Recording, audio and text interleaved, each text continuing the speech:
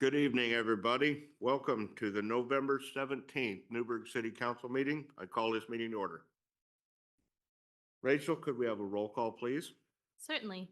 Councillor McBride, Here. Councillor Wheatley, here. Councillor Yarnell Holloman, here. Councillor Kilberg, Here. Mayor Rossacker, Here. Councillor Turgeson, Here. and Councillor Carmen is absent. Would everybody please stand and join us in the Pledge of Allegiance?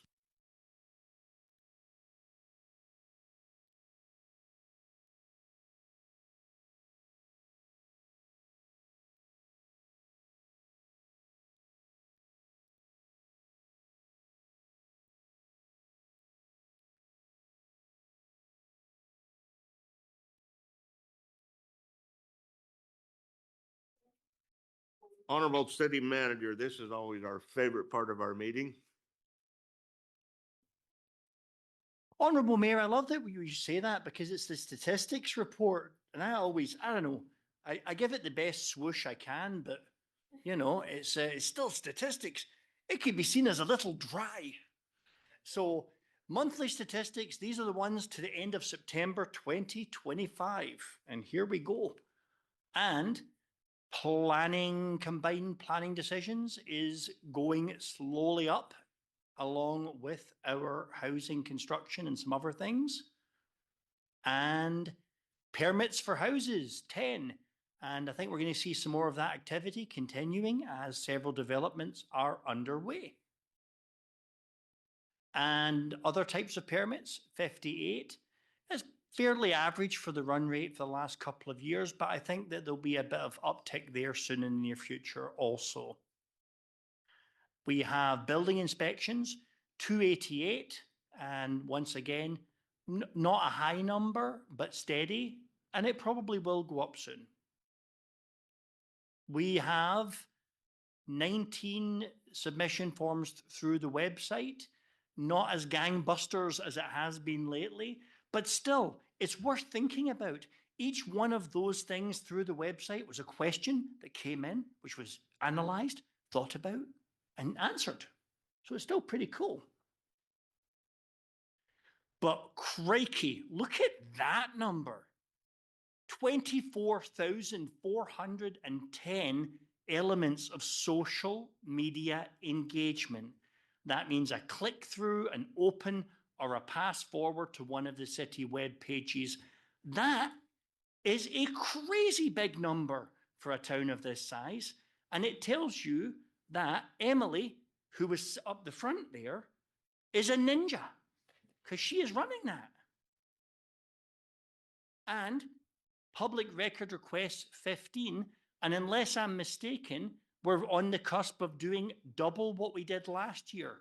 Yes, double the number of public information requests than last year with the same number of staff. Crikey. And 2.3 million of payments to accounts payable and 1.1 million of payroll expenses. And while I'm on the topic of accounts payable, Doolittle Construction from the tough slurry and Cape Seal on Howard was a high check at 154,380 cents, and Visit Newberg, our Q4 TLT disbursement, was 148,628.70 cents, although I hear the cent is going away. And then OpenGov, 73,867.50 cents for our subscription to Cartograph. Cartograph, you may ask, what is Cartograph? That is the software that we use to track assets in the city and where breaks happen on pipes and similar shenanigans. What a great word, shenanigans. Okay, HR, recruitments advertised, 2 hires, 3 separation, 1, and looking after people's claims, 5. All with 1.5 FTEs of human. Wow, 1.5 humans did all that. And recent actions included recruitments for a finance assistant and an operator 1, hires of a library assistant, an assistant librarian and a dispatcher, and we lost one operator one who foolishly decided to work somewhere else. IT resolved 360 service tickets for this city, and that is a really big number as well. And you know, we've been overhauling our whole network recently, so part of that is that downstream. And 2 times they had to get up in the middle of the night, leave their families where they were, and come in and solve some kind of problem. And that's pretty cool too. And library activity. Now, this is unusually depressed. It's because we were having closure events to do with the library work. So this isn't the usual gangbusters number that you've been used to. We lost an entire week of circulation.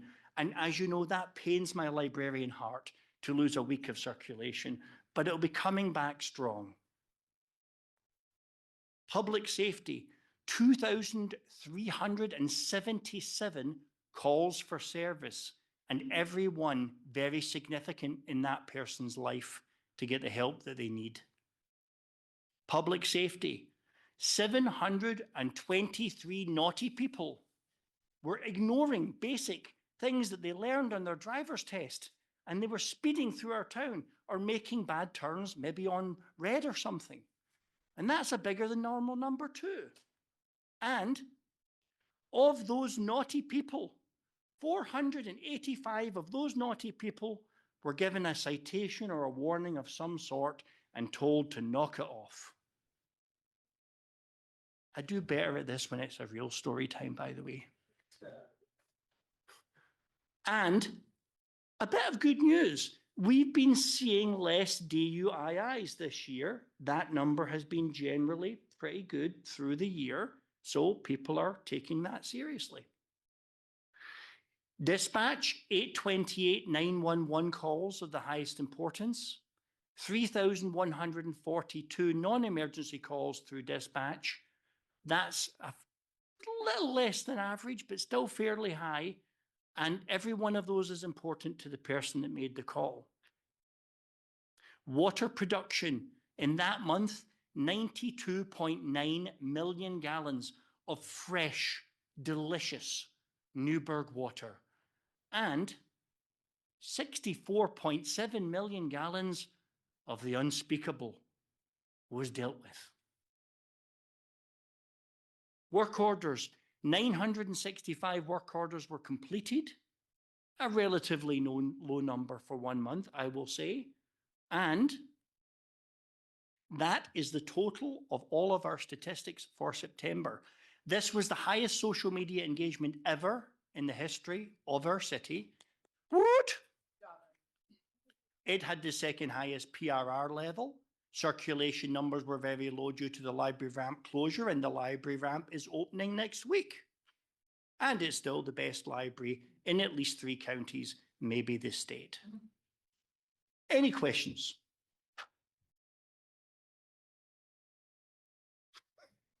Thank you. Well, I hope everybody up here has eaten today, because whatever Councilor Yarnell Holloman has smells really good. No, don't be. Enjoy your food. Public comments. First up, we have Jesse. What was it? Jesse PC. And I guess Christina is coming with you. Is that what I understand? Okay.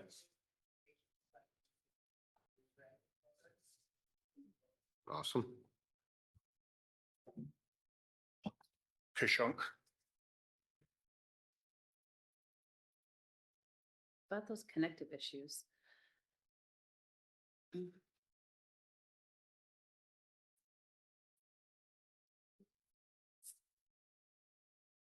So thank you in advance for listening. I'll try to keep it to a pace that's easy to hear, but I don't know if I can be quite as animated as our intro for the night. This first statement that I'm reading is actually from a young community member named Tina Cassell, Christina Cassell. She had fully intended to be here, has been preparing and was not able to be at the last minute. The last minute being about 2:30 this afternoon. General public comment. Hello, my name is Tina Cassell. I'm a mother of two, a community member, and someone who wanted to speak here in person tonight. In order to do that, I picked up my kids, brought them here to City Hall before 6 p.m., just barely, and filled out a physical form just to request that someone else be allowed to read these words for me. I followed the rules. I showed up in person. I took action. And I still needed to disclose that I have additional ADA needs to ensure someone could read these words for me. If I had not disclosed that, my words, like me, might have been shut out entirely. It was recently proposed that unless you attend in person or in Zoom, your words will not be read unless you ask for an ADA accommodation. So I guess disability is my superpower now, because apparently it feels like the only thing that makes being heard allowed. I've learned that under ERDC, I technically can split providers to access care for my children, but nobody told me that. I had to go digging to find it myself. And tonight, that gap meant I could not give the time or attention I had hoped to the topics I wanted to speak on. I had planned to talk about housing and how affordable doesn't mean accessible when you're a single mom earning $16 to $20 an hour and being asked for 3 times the amount of rent. I wanted to talk about building safe spaces for other moms like me, younger women trying to raise families in ways not tied to dogma, wine nights, or long drives across towns. But instead, I spent tonight scrambling to get childcare, coordinating rides, and bringing my kids here so I could just make sure that these words were heard. I want my kids to know that showing up matters, even when it's hard, that their mom tried, that community means something. I understand that some believe if someone really wants to speak, they should come do it themselves. And I want you to know I did.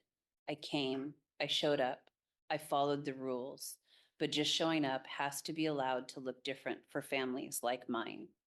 I hope to meet you all soon. Thank you for your time. Tina. Now, do you want me to read mine or do you want me to go away?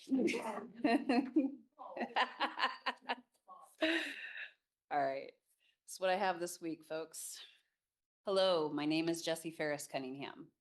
I'm a disabled 4th generation Oregonian and a Newberg resident living here for the last few years. I'm here tonight to speak about access, not just physical, but procedural, emotional, civic. Because when a single mom brings her kids to City Hall before 6 p.m. just to hand in a form asking for her words to be read aloud, and the only reason that's allowed is because she's checked, I have the disability box, we need to stop pretending this process is fair.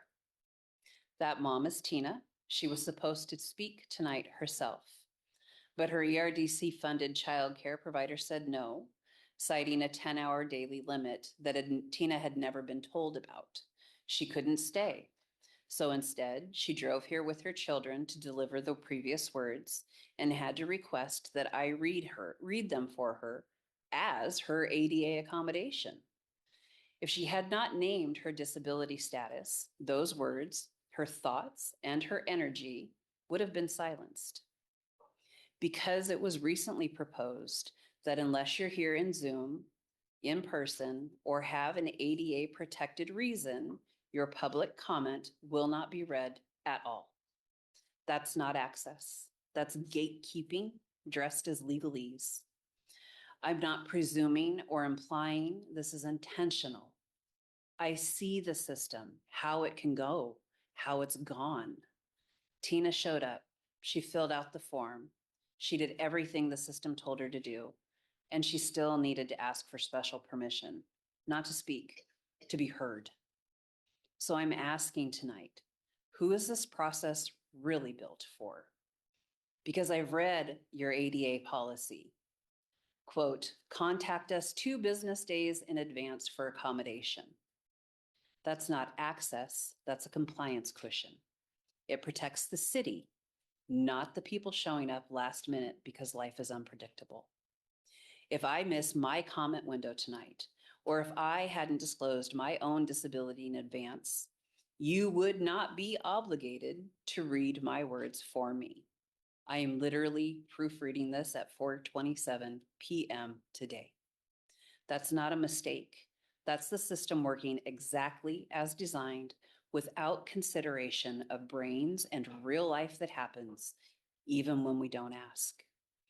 And I see it happening again, I believe, at approximately page 25 of the agenda. I very well may have that page wrong. ADA language is quietly being erased from city development codes. You say, we don't need to name ADA here. It's already in state and federal rules. But here's what that really means. You're making it harder for local advocates to cite policy. You're making it easier for develops to dodge specifics. You're stripping the text of accountability and replacing it with non-binding editor notes. ADA standard should never be treated as implied. They should be named, upheld, and exceeded, especially in a city that says it wants to support thriving families and equitable growth. Which brings me to another silence in this agenda.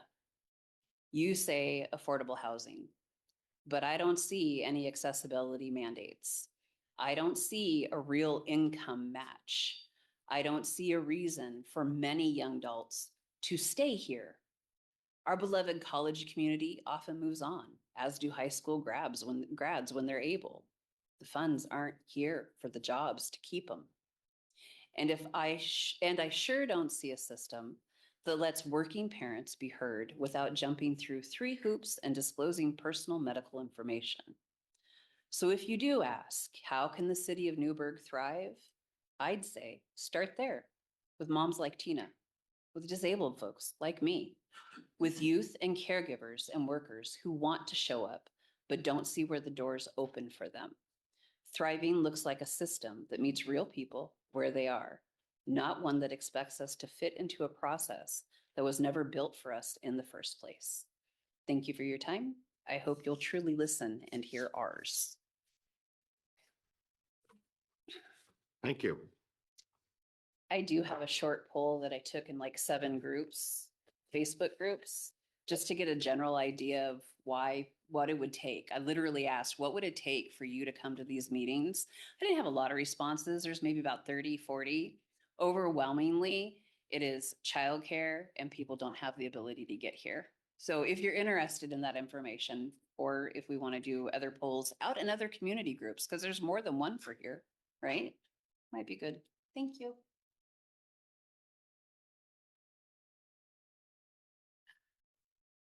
Next, we have Christina Castle. That's you. Okay. You're using too many names tonight. You're confusing me. All right, is this Sonda Martin?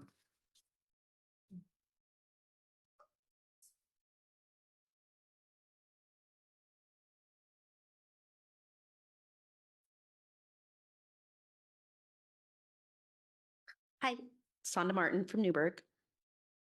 I just wanted to come up tonight to share my thoughts about governmental hypocrisy and volunteer ICE reporting, which has been talked about a lot in local groups. And I believe there's a public comment written by Becky Wallace that's in your packet addressing this. I'm coming from the standpoint that I would assume all of us are patriots and we value the Constitution. It's pretty disingenuous and hypocritical to call out Commissioner King and Councilor Yarnell Holloman for progressive partisan ideology when their fellow commissioners and city councilors show similar commitments to the opposite side of the political spectrum. The push for the gas tax vote is primarily driven by the conservative right faction, yet I saw our very own Mayor Rosacker and Councilor Wheatley out gathering signatures on Saturday. That looks kind of partisan to me. I personally appreciate Councilor Yarnell Holloman's commitment to meeting in the middle, though I don't always agree with her positions. I appreciate that even when she flat out disagrees with her colleagues, she attempts dialogue and negotiation instead of stubborn stonewalling. I appreciate that Commissioner King is at least attempting to represent the half of Yamhill County that sees no representation from Commissioners Johnston and Starrett and former Commissioner Bershauer. I actually don't agree with him on all of his positions either, but I at least see him as less partisan than the other two. After reviewing various videos and statements that Commissioner King and Councilor Yarnell Holloman have put out on social media, I have yet to see one that blurs the line between lawful and unlawful behavior. I have yet to see them supporting criminals. We got to remember that calling for due process for everyone is not the same as supporting criminals. If reporting on ICE activity is illegal, then it should be similarly illegal to report on any police activity. So there goes our local Yamhill County Watch Facebook group. Heck, they sometimes provide a second-by-second update for police activity. Side note, in the recent bypass shooting, everyone involved in that was a white US citizen. The majority of crimes in this county and in this country are committed by US citizens. Making sure people understand their constitutional rights is not illegal. The only ones that worry about that are the people that want to violate those rights. Filming law enforcement activity has been repeatedly validated by the courts as lawful. Most folks arrested by ICE for obstruction have been released without charges, but certainly not without the purposeful infliction of trauma by unlawful arrest and detention. There are far too many incidents captured on video this year. Also, we would never have been able to hold George Floyd's murderer accountable if the woman who filmed it had not been there. When law enforcement agents lie on camera, in paperwork, and in court, it's the citizens who are most at risk, as demonstrated tragically by the murder of Breonna Taylor. When law enforcement is allowed to lie without facing consequence, how can we ever trust anything they say? The people that put federal agents most at risk are themselves and the leadership that hires racists, former criminals, police academy dropouts, and people that wouldn't pass a legitimate background check, and then sets them loose to violate civil rights and brutalize folks in order to meet ridiculous quotas and earn bonuses. It's a blatant lack of training. It's internal policies that encourage using fear and brutality. I don't see folks routinely swarming every local police traffic stop or demonstrating outside the city and county jails because, right or wrong, for the most part, the majority of residents feel that legitimate law enforcement officers lawfully carry out their duties. The people that damage trust in law enforcement are the members of law enforcement who abuse their positions and don't hold their colleagues accountable when there are rights violations, corruption, or other lawlessness in their ranks. It is a widespread cultural problem within law enforcement that holding your colleagues accountable is career-ending, if not downright dangerous. Ask domestic violence victims with law enforcement abusers how safe their abusers' colleagues made them feel. Allowing law enforcement officers with racist, right-wing extremist ideologies to serve on the force doesn't engender trust. I know I do not feel safer when I see the things some members or former members of local law enforcement say online. ICE and CBP do not earn any trust by their mask-wearing, gun-waving, lying, racial profiling, and failure to follow the standards for use of force and making legitimate arrests. Lastly, and I will never quit pointing it out, people who cry law and order undercut their own arguments when they have no problem with the pardoning of the January 6 rioters and cop killers, the extrajudicial killing of fishermen off the coast of Latin America, and protecting pedophiles and sexual predators in the Christian church and those in the Epstein files. I expect my local leaders to uphold the constitutional rights of all people in this country. I expect them to stand up and call out injustice, especially on behalf of the marginalized, and I'm thankful for the ones that do this. Thank you.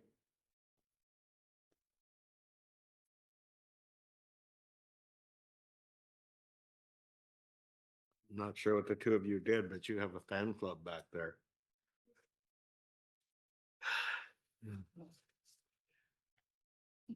You said you wanted your community more involved. Well, for the record, we support the two of them as well. All right, next item on our agenda is a presentation from Portland Community College. Welcome. We've been seeing a bit of each other lately. Alfred, you sit in the middle because I'm just doing that for you. Oh, okay.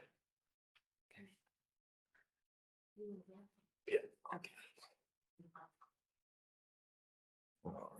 Good evening, and thank you for having us this evening. Glad to be here. And on behalf of Portland Community College, I just want to say thank you to the counselors. Thank you to City Manager Worthy for just this opportunity to come before you this night and share some things happening right in the heart of your community, Newberg Center. I'm Dr. Adrian Bennings, and I'm pleased to be joined by our board vice chair, Greg McKelvey, who is or has representation over this zone. So you cannot miss him. He's the tallest board member ever. And so you cannot miss him, but he's very dedicated and just wants the same things and outcomes as we do in terms of our partnership and collaboration in the community. So thank you to Vice Chair Greg McKelvey for taking time out of his schedule to join us this evening as well. Also with me tonight is, I can't say enough about the amazing PCC team. Two members here, Dr. Karen Sanders and Alfredo Moreno, who will share more about our work at the PCC Newberg Center. And if we can go to the next slide. Oh, thank you, Alfredo. I forgot you were driving. Sorry. So a little bit about Portland Community College. We are the largest post-secondary institution in the state. We currently serve around 58,000 students, and that's I have to highlight that's some market growth. Since the time I've been here in 2022, we were serving around 50,000 students, and through dedicated prioritization around our student efforts, we have grown that to sustain currently at 58,000 students. We have 4 campuses and 10 centers. The centers are truly what I would say the front porch of our college, giving students of all ages convenient access to education as well as workforce training. Now, PCC Center here in Newberg is particularly special, serving a proud and thriving community that is distinct from Portland. It's vital that this facility, 1, reflects the priorities of the local community, and 2, we are also committed to its long-term success and positive impact. I would like to also share really quickly a brief overview of PCC's strategic plan, themes, and goals that guide our work. That way you can kind of see how this work intersects and aligns with what's happening through our efforts at the PCC Newberg Center. Our plan includes 6 themes, and that's academic excellence, holistic student support, community engagement, operational excellence, shared values, and technological transformation. Now, we do have 4 goals for delivering this work, and that includes new student onboarding, which is really focusing on the redesign of the orientation for new students, increasing the accessibility and optimizing technology. We also have implemented strategic course scheduling, which we are moving the college to an annualized schedule process and utilizing data to increase fill rates. And also working on full implementation of a guided pathways model through a complete map of all academic programs and transfer degrees at the college. And the 4th goal is increasing student scholarships and wraparound supports. We know that's very critical for our students in our community. The work here in Newberg aligns with several areas of our strategic plan, and in particular around community engagement. We recognize that the PCC Newberg Center needed a new direction, and I'm excited about the foundation that we are building to expand enrollment and that we're not doing it alone. I would say collaboration and flexibility are key to this long-term plan and long-term success. As student needs and industry priorities change, it's essential and critical and vital that our programs evolve to meet the demands of not just today, but tomorrow. I want to emphasize that we are committed to working with local industry, education partners, community organizations, and government to ensure that PCC is a responsive and impactful partner that contributes to the quality of life for the people in Newberg. And so I, as president, look forward to working with you. Good to see you again, Mayor Rossacker. Will, good to see you again. We said we were going to be here, and that day finally came. And so I look forward to continuing our work together. And as I like to say, one together, together one. That's a leadership philosophy of mine, meaning we are only one institution. You are one community, but only working together can we accomplish the transformative impact and outcomes needed for the legacy of the community, the families, and the children and the members of the community to come. So now I'd like to turn it over to Alfredo Moreno. Thank you. Well, a little bit about the Newberg Center. Newberg Center is located just south of Providence Medical Center, a short walk from the George Fox Medical Sciences Building. They're kind of across the way from Chehalem Glen Golf Course, opened in 2011, and this innovative, incredibly energy efficient building was designed to serve general education needs. You can see the 4 classrooms and computer lab, the events space, and the staff workspaces. We've seen many of you there in recent months. If you haven't been in a long time or have never been, we'd love to invite you back or in. So please feel free to come see us. Karen, that's on to you. So I'm going to talk about a change in direction. So since 2011, we really were focusing on general education kinds of courses and realized that that wasn't really serving the community the way it should be. And so we had a needs study done, and out of that came some really good recommendations about how to move forward.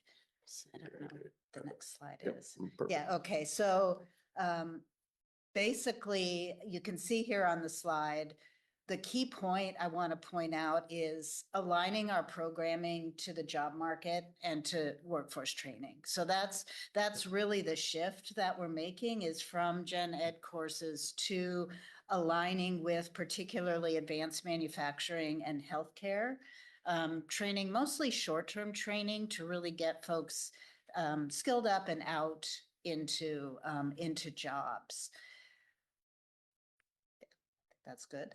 So the vision that we have in this revitalization effort is really to establish the PCC Newberg Center as a focused educational and workforce development hub while enhancing community partnerships. So once again, really looking at community engagement, engagement with the high school, and looking at workforce development. So we have done basic three strategies that we've been focusing on. So the first is we have prioritized this internally. So for many years, many of you knew Lynn Montoya Quinn, and then before that, or after that, Laura Harani. We have now an internal group at PCC that's made up from academic affairs folks like myself, to community relations, to finance, to business, to really make sure that we attack this problem well and really get things moving. We meet on a regular basis, we strategize, and out of that group has come the open house that we did and some other activities. Okay, in the fall, so in the summer, we took a pause. And in the fall, we went from, so summer, no enrollment, to the fall, we had 197 enrollment. So really jumped up, and you can see that it's focused in those areas. Primarily for the fall, we did healthcare. So we're continuing the English for speakers of other languages. It's a really strong program. There are 4 levels.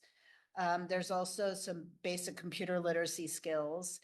And then another shift that we made is focusing on non-credit and credit. So there are folks that need credit, and you're going towards a degree, but then there are other things that don't necessarily have to be college credit, but it's something that PCC can provide. So training in project management, the retirement planning. I had several colleagues who attended that. Very popular course. I think it had 20 folks attend. And then in the healthcare area, we have the courses listed there. Some of them are credit, some of them are non-credit. And I want to point particularly to the very last one there, which was mental health first aid class that was taught entirely in Spanish, and really for healthcare workers to skill up. Okay. Yeah, what you see on here, Dr. Bennings touched on this earlier, and you see it in the vision for the Newberg Center revitalization. community partnerships are absolutely vital to the future of Portland Community College's work in this area. As part of the college relations team at PCC, my colleagues and I have been working to deepen and develop mutually beneficial, reciprocal relationships with public agencies, educational institutions, nonprofits, area business, and industry leaders and more. So some of the ones you see on this slide have been longtime partners of ours here.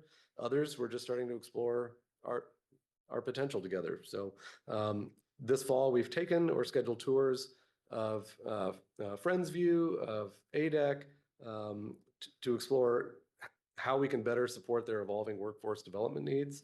In a few weeks, we expect to finalize an IGA with Yamhill Soil and Water Conservation District to transition the Learning Garden at the PCC Newberg Center into a true community garden for all. We've been glad to host the Chehalem Valley Chamber's monthly board meeting over the past year. And of course, we're grateful to have reestablished regular lines of communication with key community stakeholders such as the City of Newberg, CPRD, the Newberg Dundee School District, and George Fox University. Karen mentioned the open house that we held on October 14th. You know, I will say we've really had some very positive feedback from the early work. We had a big article in Newsburg that a lot of people saw. We received emails just saying kudos on this direction. You know, and so we've been very pleased about the early reaction so far as we're planting these seeds. On October 14th, we had this open house. Several of you were there with us to let the community know about our new focus and connect with college leadership. We were so glad to see more than 100 visitors that day, including students from Newberg and Sherwood High School, elected officials, thank you, Mayor, for being there, city staff from Newberg and Sherwood, industry representatives, and regular folks from the community as well. This is certainly something we're hoping to make an annual event to showcase our offerings in ways that we're hoping to serve the community. That's you, Karen. That's me. So what's next? Building on what we've started. I mean, this is really just the beginning, right? We have a lot of work left to do. We'll continue to expand the healthcare offerings and hopefully do a lot more industry training, short-term training kinds of things. We focused on healthcare this past term, but we're going to be doing more with manufacturing, advanced manufacturing. And we're working really closely with George Fox. So we've been meeting with them on a regular basis to try and figure out, like, how can we make, and then bring in the high school, how can we make a pipeline from the high school through community college to George Fox so that students see something that, you know, just in the community, they have this seamless path that they can go multiple directions. So that's been really fun to brainstorm around those kinds of things. We would love if you stay connected with us. These are kind of your key points of contact. Sage Learn is not here tonight, out sick, I'm afraid, but she is the executive director of college relations and my very talented boss. I'm the one you'll probably bump into most often in the community. Any one of us, and me in particular, am always available to you. Phone, meeting, email, I'll come here anywhere you need me to be. As we leave, I think, you know, the ongoing feedback that we're hoping is what's on the screen here. We'd love it if you just kind of keep us in your mind, and as you're doing your work in the community, you just kind of have these thoughts. And if there's a way that you are wondering if PCC might be able to help you with your priorities, or anything at all, that you'll keep us in mind, and you'll connect, and we'll be able to support your work. And I believe, thank you for your time. If we, I think there's time for questions or comments or whatever you all would like. Mike? So have you thought about having classes for a lot of the trades? There's a huge market out there for plumbers, electricians, auto repair, welders. I had a friend of mine that retired from welding, and he was asked in Washington to come to a high school, and he taught in the high schoolers there. They didn't realize what's involved in the money that they could make. And I think, if you could work with not only the maybe George Fox, but the high school here, I think that'd be great to get those types of classes at least started in Newberg High School, and then maybe come over to you guys, and you guys finish it off and get them out into the job market. Yes, I would say yes. So we have a couple of pre-trades programs that introduce students to multiple different trades. And a model that we're doing out in Scappoose is the Scappoose, there are 5 classes that last about 3 months total. And the kids take the first 2 classes at Scappoose High School and then the other 3 at the PCC OMEC Training Center. And the teachers and our faculty work together. And by the end of the 3 months, they've been introduced to welding, machining. They have a CPR first aid certification. They know how to drive a forklift, I think is the other thing. It's been really successful, and there are so many great jobs in that area. And a lot of kids don't know, like, what they don't know, right? So I would say yes, absolutely. We have a model we could build on.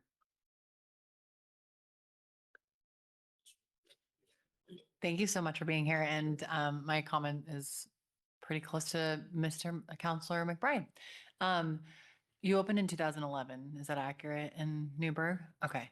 I guess just my feedback, real talk, is that it's been difficult, I think, for the PCC program to grow.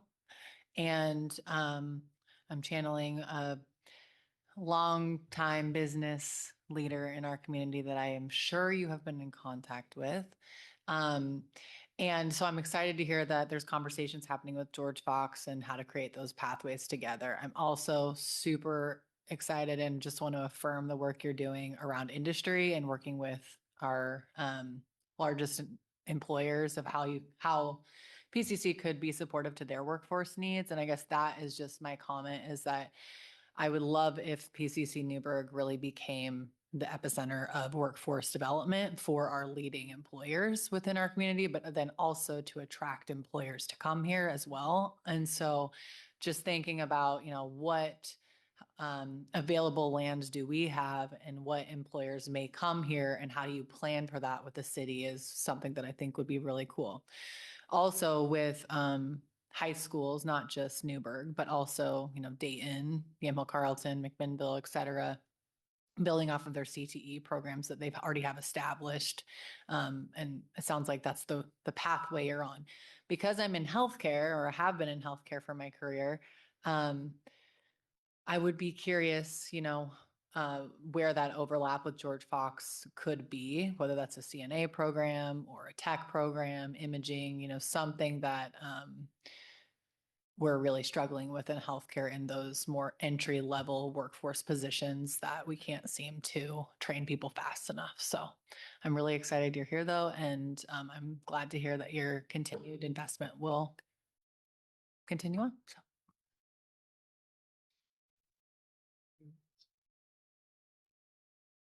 I would like to say thank you for being here, but more than that, thank you for listening to us. For those of you that don't know, this conversation started by the city manager and myself. We asked for certain actions to be taken, and we really appreciate the fact that you have taken those actions and more. We look forward to seeing that building being fully utilized for the citizens of Newberg and for PCC. And once again, thank you very much for your response and your willingness to let us know what's going on. Can I ask one more question? Sure. I totally forgot. The land that's across from the PCC campus, is that correct that you own that land? Not across where the Shaylam Golf Yeah, Course where is, but the- across where the community garden and. Yes. Okay. Yeah, back there, the CPRD currently So- utilizes, yeah. What are your thoughts about that land? Is that part of your growth plan, or is that proprietary, you can't share. There's lots of conversations happening around another topic, and that is like perfect land. So I'm just curious if you really do foresee needing to expand in the nearest future. I think with the land discussion, that's always something up that to explore, but also consider for PCC in terms of what is the future educational direction of the space. And also giving time for the programming and the partnership to happen so that we can collaborate to what makes the most sense in terms of that being the epicenter. And then at the end of the day, going to our board, because of course, you know, with land considerations that happens. But I think we're at the forefront of, in my own words, discovering what could be the best use of that, not just the space, but the land included. So it's nothing that's off the table in terms of discussion and exploration. Well, just for the record, it would be awesome if there was a turf field there. A what? A turf field? Oh. Turf field. Well, I'd just like to thank you for being here and also thank you for organizing the project management courses. I'm going to be sending some of my younger supervisors to experience that course, and it will serve them very well. Thank you. Well, thank you so much. Thank you. Thank you. Thank you all. thank you. So the next item on our agenda is the consent calendar. Thank you, sir. Motion to approve the consent calendar? Second. All right, it has been moved and seconded to approve the consent calendar. All in favor signify by saying aye. Aye.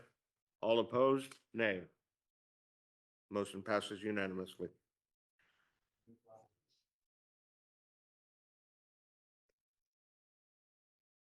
Continued business. We have this is a continuation of our annual development code maintenance that we talked about the last meeting.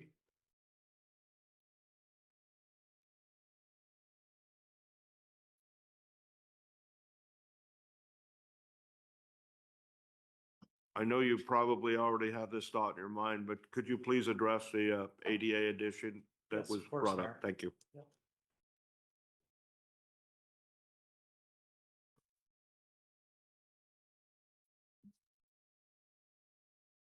Okay. Good evening, Mayor Rosacker, members of the City Council, Scott Siegel, Community Development Director. Joining me this evening is Jeremiah Cromie, Associate Planner. And this evening, you have a public hearing on ordinances 2025,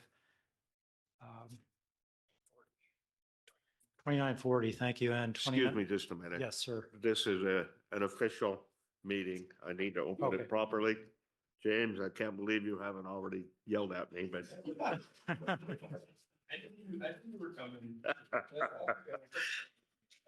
So this is a legislative hearing. This hearing is to consider the item that we've already talked about. At this time, I will open the public hearing.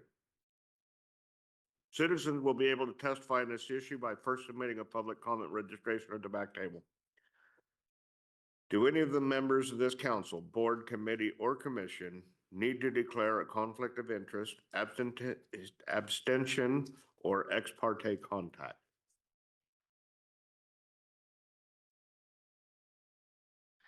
Now it is time for our staff report. Thank you very much. Thank you, Mayor, members of the City Council, Scott Siegel, Community Development Director, and Jeremiah Cromie, Associate Planner.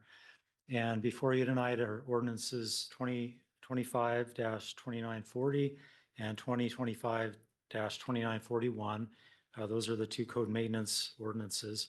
You did hold a work session on these two items at a previous meeting, so we're not going to be reviewing all of the content, which has been made publicly available now for over a month. I will, however, provide a brief summary and address comments that you did receive at your prior work session leading up to this hearing tonight. Let me just advance to the next slide here. Before I do that, of course, this work is in alignment with City Council's goal for customer service. By reviewing the code annually and making corrections or updates to address legal requirements, to make corrections and cross-references and other clarifications. We're making the city's regulations more coherent, more relevant to the needs of the community, and just more efficient in terms of our operations.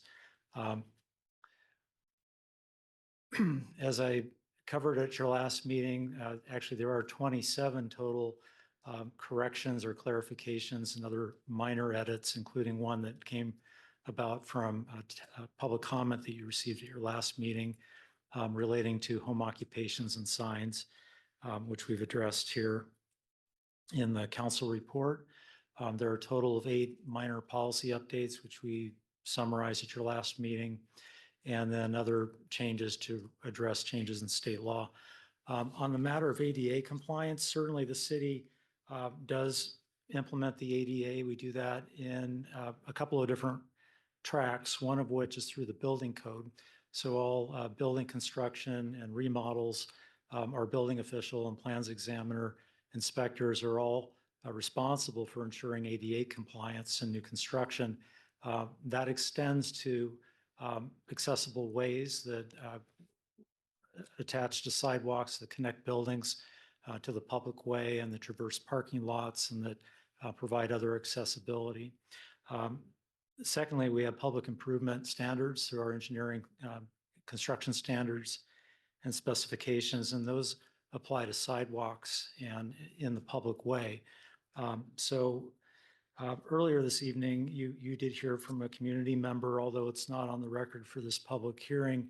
I do want to elevate their voice, and they're of course welcome to testify here this evening, and direct your attention to page 26 in Exhibit A-1A, which is the annotated version of the code amendments in Ordinance 29-40, and that is where actually pages 25 and 26 contain standards for private walkways.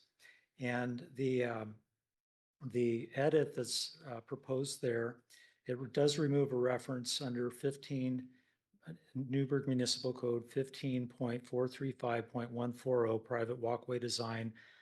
Subsection A currently states all required private walkways shall meet the applicable building code and Americans with Disabilities Act requirements.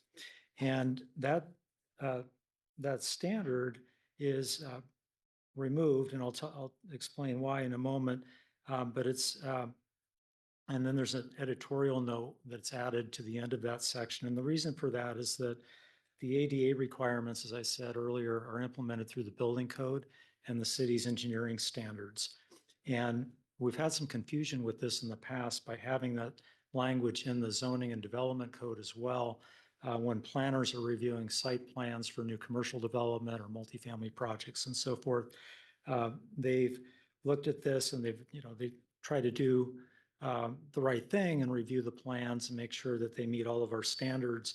But the problem that has arisen from that is that we also have our building plans examiners who are reviewing the actual building construction plans, and those standards are applied at that time. So if we apply conditions or if we regulate at the schematic level, which is where planners are working when they review site plans, and we're trying to apply construction standards, we can get ahead of ourselves.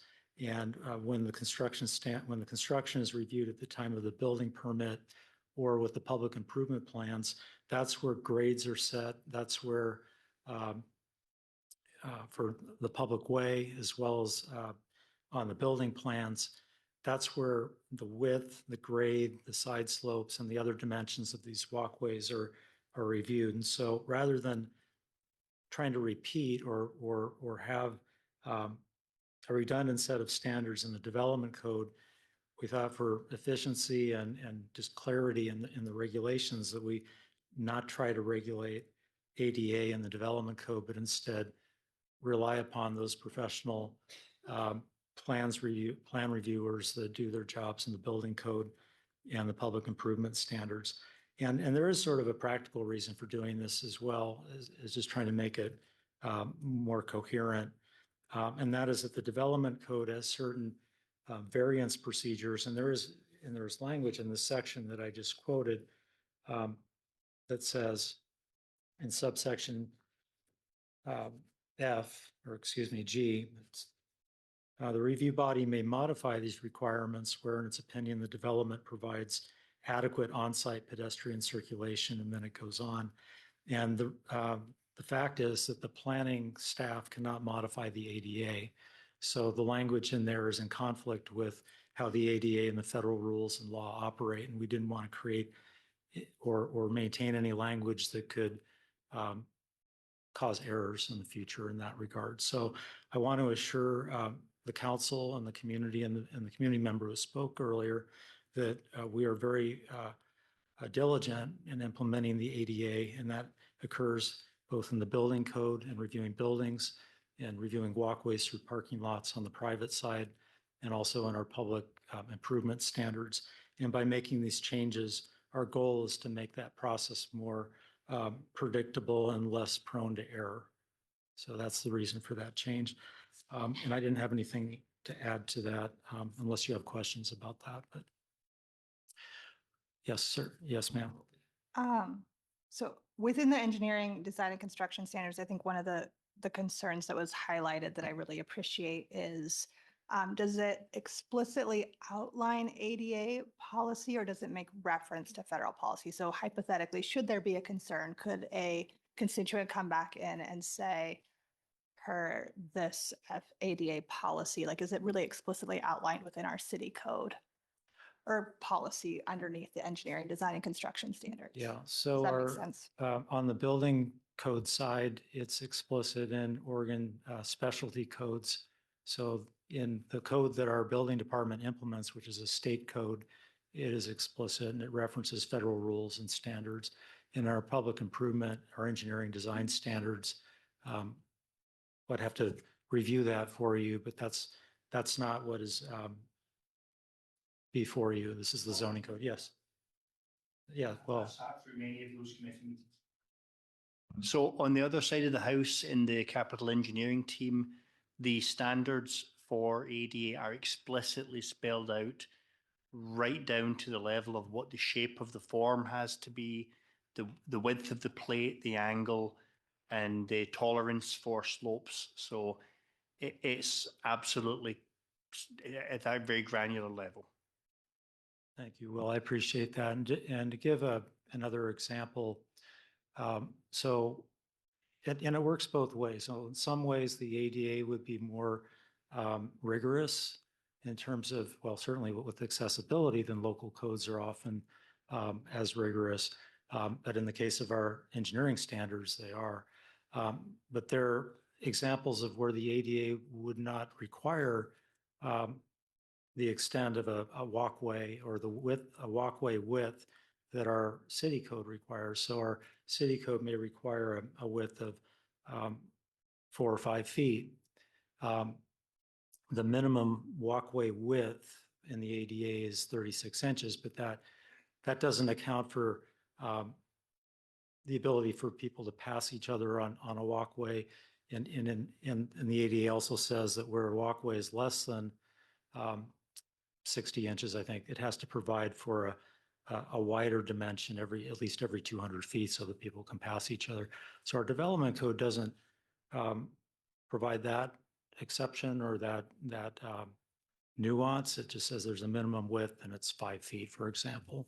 So there are differences, and we just want to try to avoid confusion or conflict between those. Are there other questions on this matter before this point before we conclude? No. So the staff recommendation this evening after receiving public testimony, and we have not received any other written testimony, but following your public hearing would be a motion to approve each of these ordinances. And from what I understand under your new rules, you may choose to read, or you may choose a second reading, or you may adopt it on the first reading, but it's no longer necessary, I believe, to specify by title only. So hopefully I got that correct. Yeah. That concludes the staff presentation. So thank you. I'm going to give the community member who spoke early the opportunity to make public comment if she chooses. So it's time for that now, and then we'll come back and finish our business. So, sure. Really brief. No, okay. Clarify more than anything. All right, let me explain what is happening here. This is an actual legislative hearing. We have certain rules that we have to follow. So if a person from the public wants to, in the future, appeal the decisions that are made tonight, then they have to have raised that issue at this public hearing. So this is your opportunity to raise any issue that you feel has not been sufficiently addressed. Thank you. I Yep. appreciate the understanding. And when Is that, James, am I close enough? That's correct, Mr. Mayor. Thank you. Okay. For clarification, I think where I was braining and angling from is not necessarily that I think one department should overhead or overlook or overrule what another department does. What I am concerned about as somebody that's out and about and seen all of the ages and years of developments and not developments and buildings that I can get into, I can get in the door, but not up to the door and all of the in-betweens. What I am concerned about is what the reflection of if somebody doesn't look in those other places and is trying to find information, if it could reflect something to the effect of we adhere to, send it to where you adhere it to. Let people know where it's going so they know where to look up the statues, so they know where to look up what it is you're looking instead of, yep, blanket covered. Let's trust those developers that don't live here. That would be my clarification for where I was going with that frame of speaking. Now, I think I'm done. I'll go fill this out. Thank you very much. Thank you. So, if you guys want to address any questions that the counselors might have?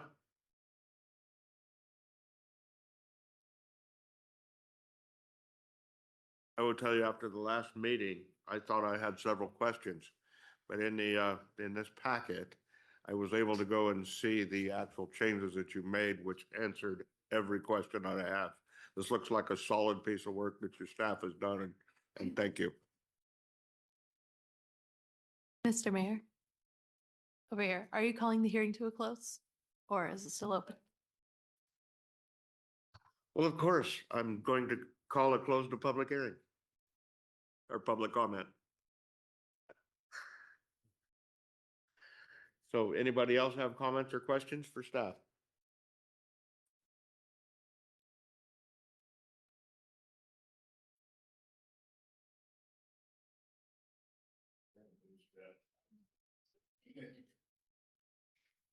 I have a question. All right, so I'm sorry, go ahead, please. So I guess based on the feedback, the editorial note will stay in there. Would there be value in just highlighting, so like we have compliance with ADA, see engineering, design and construction standards for more information? Would that be a helpful guidance point for people as someone who does not read these codes on the regular? I didn't understand. Are you suggesting So I was curious, I'd like feedback. So my understanding is that this editorial comment will stay in the policy. So it reads, editorial note, compliance with ADA Act under applicable building codes and engineering designs, et cetera, is required. Is there value in referencing where those codes could be found for members of the public who might seek that information?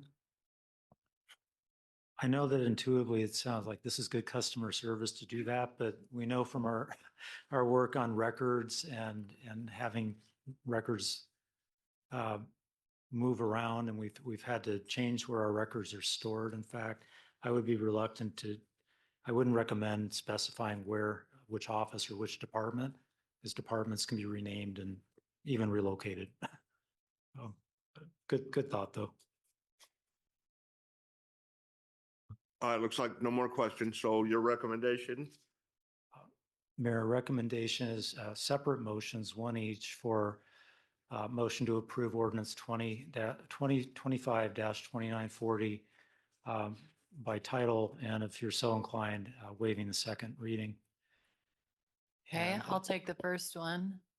Motion to approve ordinance 2025-2940 by title only and waive the second reading. Second it. It has been moved and seconded to approve ordinances 2025-2940 and amend Newberg Code Title 15. I know I didn't have to say.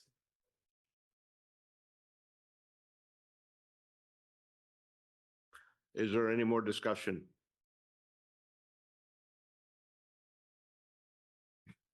No, we're on the right. It's a new script for everyone in the the audience. So we're on the right track. I was just going to add, Mayor, that we should have our fantastic city recorder actually read the title once council's ready to vote. You're passing it to me? You won't do it, James? Come on now. That's fine. Passing the buck. Yeah. So the title of ordinance 2025-2940 is an ordinance amending Newberg Municipal Code, Title 15 Development Code to clarify regulations, comply with state land use requirements, and improve customer service in the permit process. All right, is there any more discussion? Seeing none, all in favor signify by say, or roll call vote? Counselor McBride, Yes. Counselor Wheatley, Yes. Counselor Yarnell Holloman, Yes. Counselor Kilberg, Yes. Mayor Rossacker, Yes. Counselor Turgeson. Yes. Thank you. So that motion passes unanimously. You want to go ahead and take the second one too? Motion to approve ordinance 2025-2943 by title only and waive the second reading. Second. Now is that the one, I'm reading 2941. Is it 43? Oh, 43, Nope, okay, thank it's you. 41. yeah, thank you. I'm That- sorry? 41, the slide's incorrect. Okay, motion to approve, sorry, I was just reading the screen. Motion to approve ordinance 2025-2941 by title only and waive the second reading. Second. We have a motion and a second. Could you please read the title, please? Certainly. Ordinance 2025-2941, an ordinance amending Newberg Municipal Code, Title 12, Streets and Sidewalks to clarify procedures for grade set and staking of sidewalks.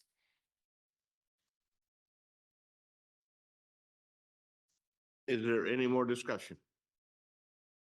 Could we have a roll call vote, please? Certainly. Counselor McBride, Yes. Counselor Wheatley, Yes. Counselor Yarnell Holloman, Yes. Counselor Kilberg, Yes. Mayor Rossacker, Yes. Counselor Turgeson. Yes. Thank you.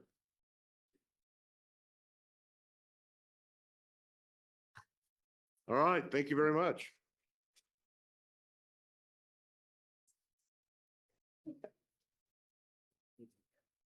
So for new business, we have Emily. Actually, why don't we take a short break?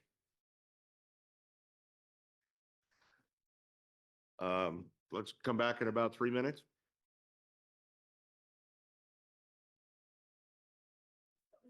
All right. Let's reopen the meeting. Emily, we're all excited and now rested, well rested to hear what you have to say. I'm glad to hear it. Good evening, Honorable Council and Mayor Rosacker. I'm Emily Salisbury, your friendly neighborhood PIO and your social media maven, evidently. I'm bringing a policy tonight, Resolution 2025-4002. I didn't quite get 4,000, which would have felt perfect for this policy as we're talking about the wave of the future. But I'm just going to give you a really brief, short presentation tonight about this policy, how it came about, and kind of why we're thinking about this right now. So the main things were in the city, the issue of AI systems has come up as a question of, do we want to use them? Are they too scary? How do we regulate them? And back at the beginning of the year, I actually gave a lunch and learn presentation to our staff about AI systems and their usage in good ways and bad ways. And in most cases, government services tend to be a little behind the curve on IT innovations. So, you know, it makes sense for us to take things a little bit more slowly and cautiously because we're waiting to see if these things are effective and worth our time and worth our investment in. And so with these systems becoming more prevalent and with technology and internet moving so fast, it seemed relevant to be proactive and just have a policy that sets some standards and rules for regular use of these systems. And we can go back and make changes to it if we need to. But for now, we want to have something on the books. So what we ended up doing after I gave that presentation, I talked to Will a little bit, and we decided to form a small task force of city staff members that included the city recorder, a member of IT, a member of the police department, the library. We tried to represent all of the departments to some degree. And we also consulted with other cities. I also looked at the National League of Cities recommendation for use of AI in cities, because a lot of larger cities are currently using some AI systems, testing them, not necessarily fully committing to them, but seeing how they work, especially with third-party services that they might want to integrate that have AI systems integrated into them. And so for smaller cities our size, we also went and looked at what they were thinking about. We connected with a few different listservs and said, hey, what are you guys doing? Some cities said, we haven't done anything. We haven't talked about this. And some cities said, we're letting everybody use it. And some cities said, we're kind of waiting and seeing, but we're also trusting our staff to make good decisions and giving them some guide rails. So in our task force, we drafted a policy. We had a couple of different drafts that we worked on, and eventually came to a final draft that we brought to department leadership here at the city. And everybody pretty much said, this is really reasonable. This seems good for now. And so I'm bringing that to you tonight. So one of the main things that we added to the policy that we didn't have in our initial first draft was defining what AI is and how we're using it. So I have just a couple slides to kind of give you guys a few definitions, just so you can understand how we're thinking about using these systems. The first way is through closed AI systems. So these are secure and controlled. They are their own little box, and they don't take data from anywhere outside if you don't tell them to. They're not these free open range systems. They're data analysis tools. They're proprietary tools that can be managed in enterprise software suites. So like Microsoft Copilot was introduced in the most recent version of Microsoft. You can't really disable it, but you can say, don't talk to the outside world. Just use the data that's in your system. And so that just creates a secure area for it to be in. And also like virtual assistants and chatbots and things like that. Those are all internal data processing tools, things like that, where the system is confined. And this is something that we're giving access to because there's a lot of really useful tools for a team of our size, but they have to be approved by a supervisor. They have to be thoroughly considered and make sure that they're truly secure. So our IT department plays a big role in that. Yes. Do you mind taking questions as we go, or should we? Yeah, I'm fine with that. If you go back to the closed system, Microsoft Copilot is on my computer at home. Yes. So how is that different than what you're talking about? Yeah, so I also have that on my computer at home. The way that Microsoft Copilot is installed on city systems right now looks different. So when you go on Microsoft Copilot at the city, it says that essentially it's not connected to the internet. So it's only pulling data from what you have in your system's cloud. It's not talking to anyone else. It's not, and our IT department can control like what it tells Microsoft and all of those things. So it's essentially just a chatbot that can say like, oh, here are the files that you gave me, and here's what I summarized from them. It's basically like a fancy document summarizing tool, data processing tool, but it doesn't talk to any outside systems. You can tell Microsoft basically like, I want that version of it. On your home computer, you can set Microsoft Copilot to do that. So you can set it to be a more secure environment that's only using the documents that you give it and things like that. But for most people, they're going to be using it where it's connected to the internet and it's open an open system, like the open systems that I'll talk about in a moment. If that makes sense. Yes. So one implementation of this is that our GIS guy has done an implementation of Copilot that only trawls through map data and only map data that's already inside of our system. So it doesn't go outside to look for other map data or as-builts. So that in that sense, although it's Copilot, it's a closed system to us.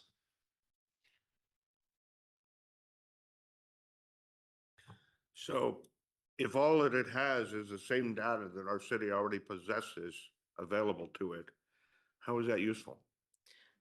I mean, it'd be quicker, I can see that, but I mean, I would say I'll let Will talk about it a little bit if I don't cover what he says, but basically it is a faster way for you to process a lot of data all at once. So it's sort of like another way to do an Excel spreadsheet, basically. Like you're giving it a bunch of information and saying, tell me what, like if I gave it minutes from the past several meetings, I could say, tell me what the main themes were in the city council meetings that happened in these documents between these dates, and it could tell me that.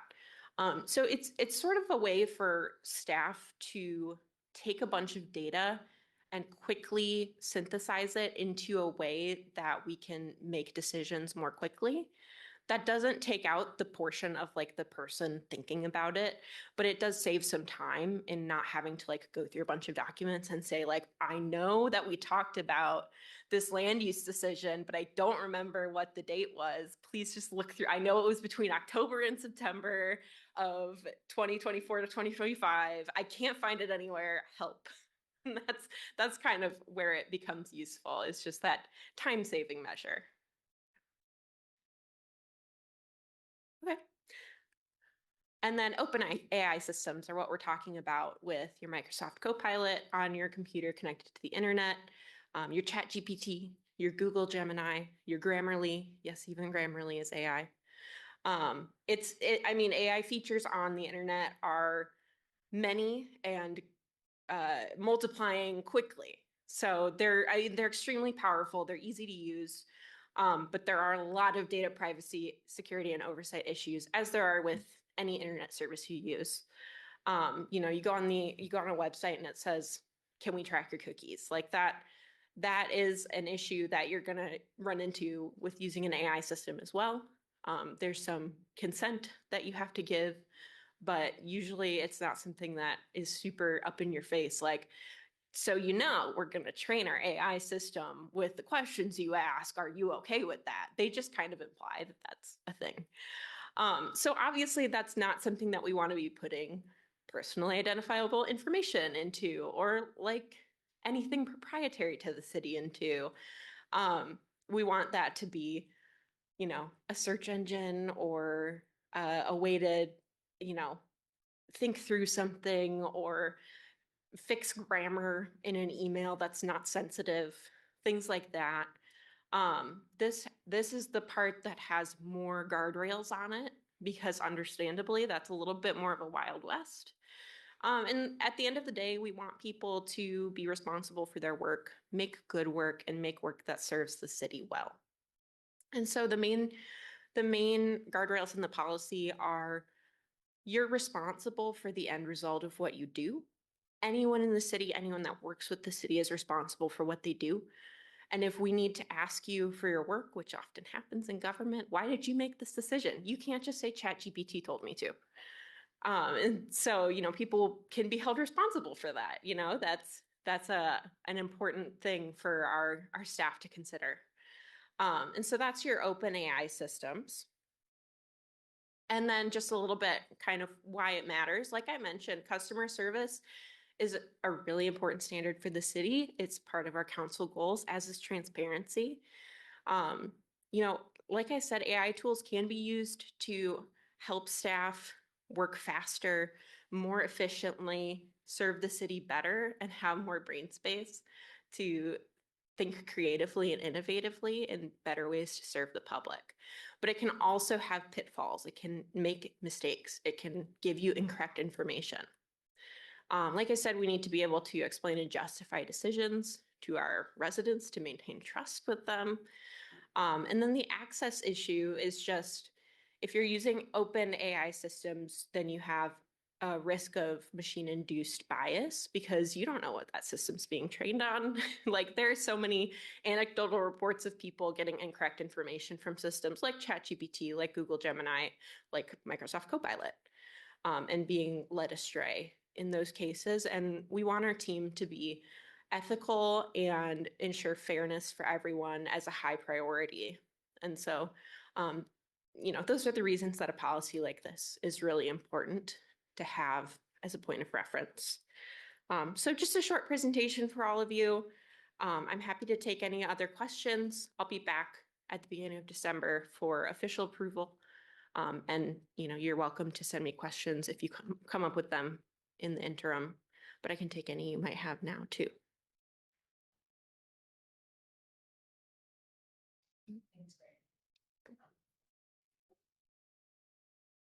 So I don't want to know how you can do it, but can you bifurcate? Can you make sure that the staff is using the open sources when they're appropriate and the closed sources when they're appropriate? I think that's a better question for the city manager. When you have brilliant and clever people, they may be able to work around any guardrails that you put in place, just as you may have people at work who want to do silly things about how they drive or how they don't follow confined spaces training. But by having a standard that says clearly that no personally identifiable information should be put into open systems, and you should treat closed systems and open systems differently, it sets a standard which we can train to, which we can cover in our future communications. So yes, there will always be some possibility that people could try to misuse it, but we just decided that we had come to a point where it was far enough along. It was starting to appear in systems that we have contractual relationships with without us asking for it. In other words, we had to have a policy. Mm-hmm. So our accounts payable system, one of the updates came out and it had AI invoice recognition built in, which is a great thing. Saves a lot of time, but it just indicated that being a closed system, we had to call out that doing something with a ledger number in a closed system is okay, but don't put social security numbers into Gemini. So with that, Will, I'm curious if that suddenly showed up without you asking for it, how secure is the system that you're using? It seems like we should be going back. Nobody should be downloading or putting something in our systems if we don't ask for it. The thing is, Councillor McBride, our implementation of the Tyler accounts payable system is a cloud-based system. So many of the products now that you buy are cloud-based. So they were doing an enhancement, which they do these all the time, which they think will be very useful to us, and they are useful. It doesn't take away the human in the loop. There must be a human in, and I'm going to say this till the day I die. There must be a human being who checks the data when it finishes to make sure that the machine didn't make a mistake, whether it be e-ticketing software, whether it be invoices, and that's the way we want to keep it.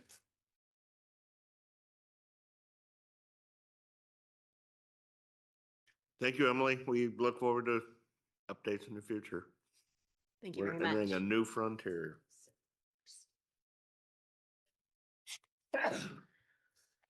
So, a couple items that have happened this week. There is a water consortium being put together in Yamhill County by the League of Oregon Cities and by the mayors of the county, something we've been talking about for some time.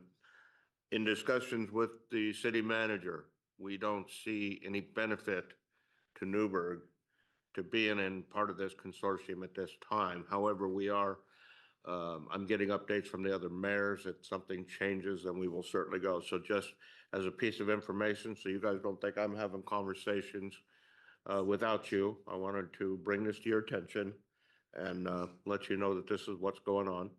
And it looks like it's going to be something that is necessary for some of the cities in the county who are looking for new water sources.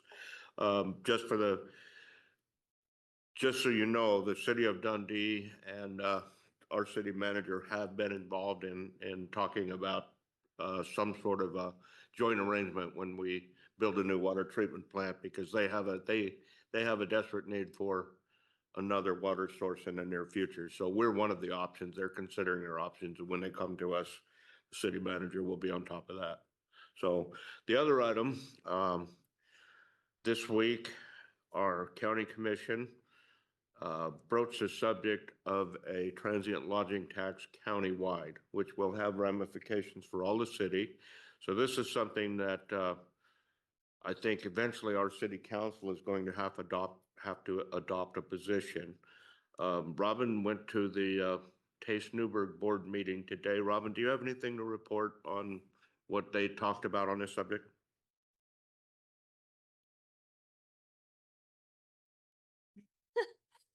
Yeah, the main takeaway is there's so many things we don't know yet. So much information about this that, like specifically Taste would like to know. But they did have one thought that instead of creating a new layer of government to manage the TLT for the county, they would like to try to use existing DMOs.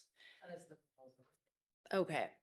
I was not aware of that, but yeah, so they're interested in that and just getting more information. So that was their takeaway. It sounds like. Oh, I just said that I listened to the meeting, and the proposal that I heard was to that at least what Commissioner King said was he did not want to create additional administration at the county level, and he wanted to utilize current DMOs directly for the distribution of the 70%. Great. They still want more information, but. I think that was the first Okay. Thank you.